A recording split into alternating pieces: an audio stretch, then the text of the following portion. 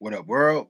You know, it's your boy D Barnes, Mr. Dwayne Barnes back from Social Tech, and this is the Idea Exchange. We welcome you to our little space on the corner of the internet here.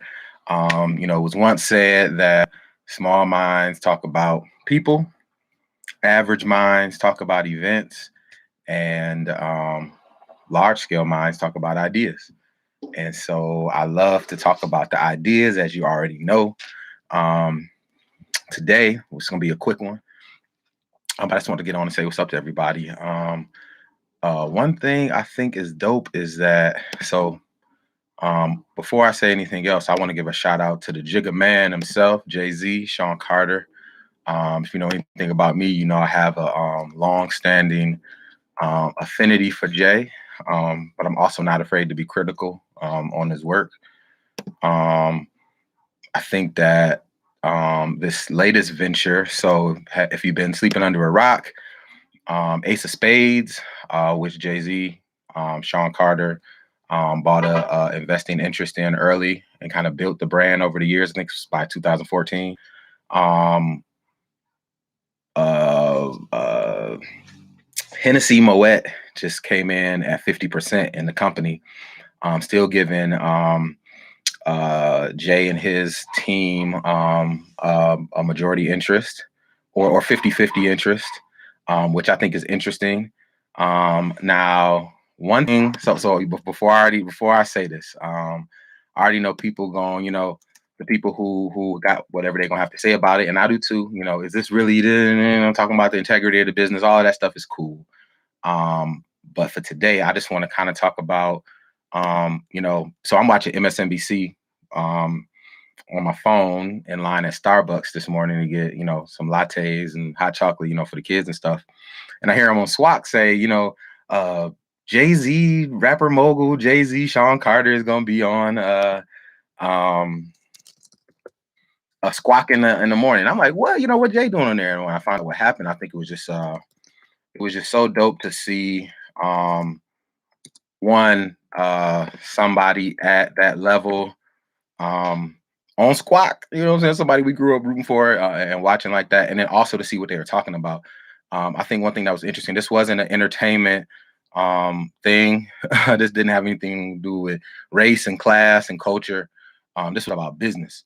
And I think, when we start talking about what it looks like to really leverage, big business like that, I think it has, a version of a trickle down effect. I believe that once mainstream society can understand doing business with the likes of ours is one thing.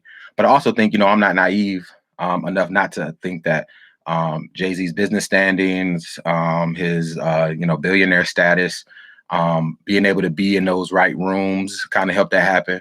But also, his business acumen, the team that he put around him. I'm never, one to think that, one man is doing it all.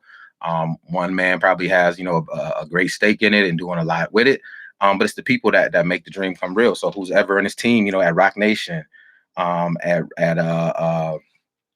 Rock Nation, at the Rock Nation Sports, everything that they've been doing, even over at Tidal. And he mentioned something on Squawk. He was saying, basically, his standing in business. And they're saying, he's one of the few black streaming founders that we have, with Tidal. And Tidal's been around close to maybe 8-9 years now. And I didn't do any research. I just just riffing. So even in the tech space, in the entertainment space, in the sports space, the deal that got done with the NFL.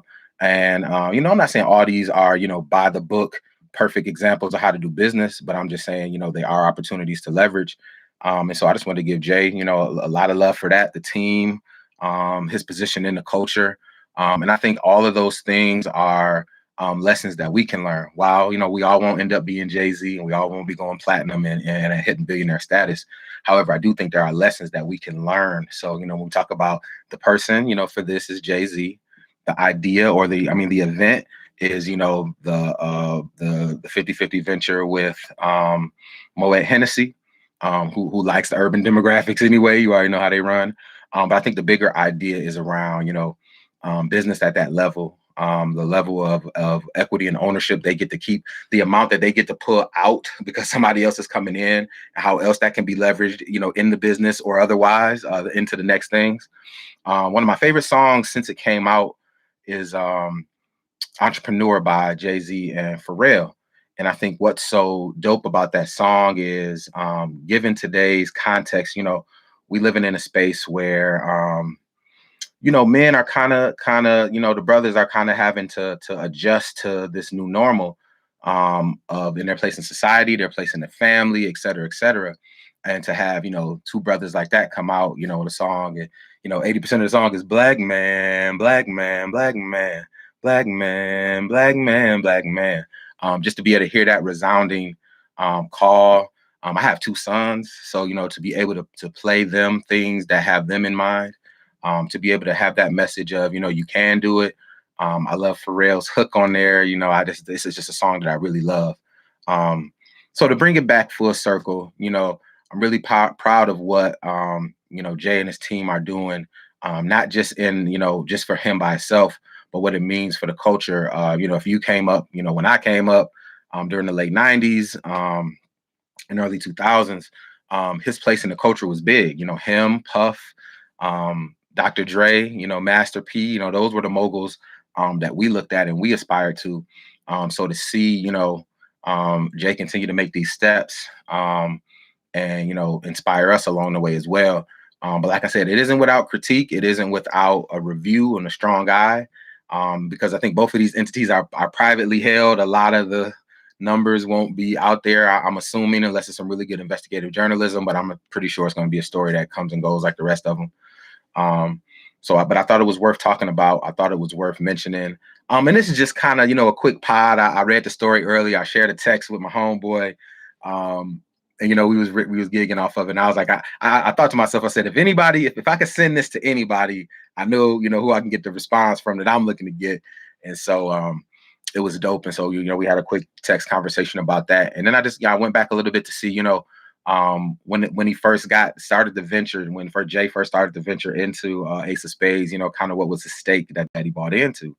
And then just kind of making some, guesstimations of what that number would look like now. And, it'd be interesting to see when you do a 50-50 venture, which if you follow, Jay and his team, or I say him, kind of cut some of the team from back then, they did a 50-50 venture with Def Jam.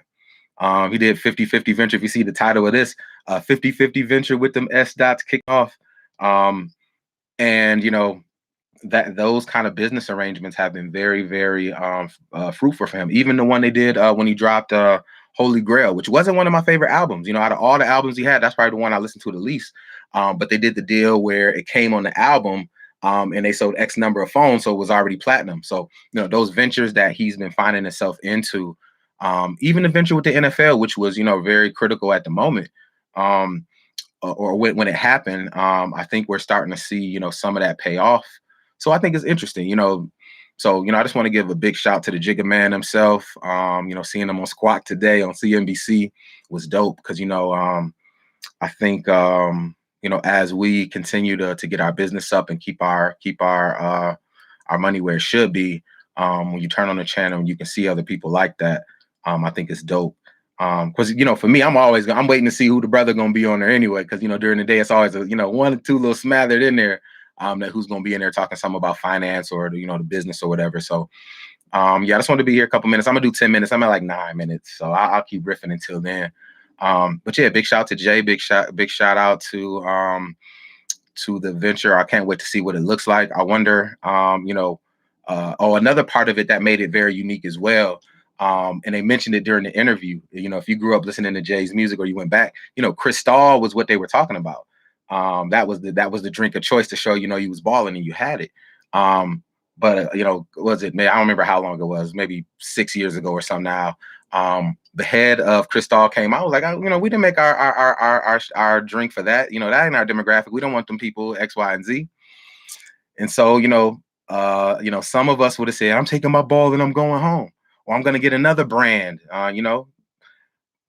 They said, let's build their competitor, and let's use the cachet and the clout I have within the culture, and let's use that to build this one. whatever, however many years later now it is, getting that kind of investment into the company, and you get a chance to pull out, some of what you were putting in to maybe put in another venture, or reinvest in R&D or whatever you want to do. So to see, I wonder where, my boy Rich said this on his Facebook page. Big shout out to my main man Rich. He was talking about, I wonder how Cristal is feeling now. You just built you a competitor. So it'll be interesting to see as it goes. So yeah, so it's your boy, Dwayne Barnes, the founder of Social Tech, a think tank where we look at the creation, consumption, and impact of technology in urban communities. And we look at social issues through the lens of technology and through economics. Today was just one of the economics ones. We'll go down the tech version of this next time you see me on. But I just want to, get on for a minute, talk about my main man, Jay-Z, say what's up to my people. I see I got 3 people out here watching. I appreciate you for finding me. Just sitting here riffing, talking some stuff. If you like what you saw, hit the like button, subscribe, leave a comment, and I'll definitely get back to you. But yeah, just a little talking about Jay for a minute, and just want to do that. All right, peace.